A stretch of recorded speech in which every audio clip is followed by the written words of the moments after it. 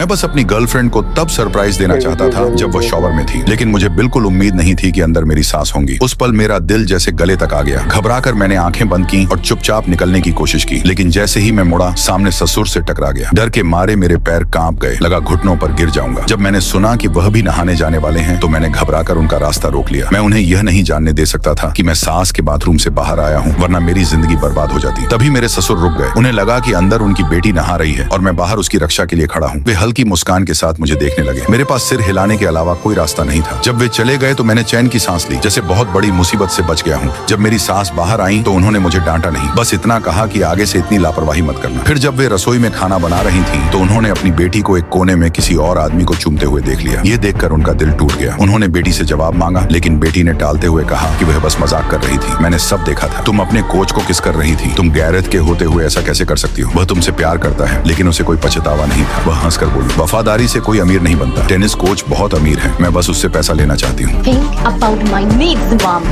I don't want you singing.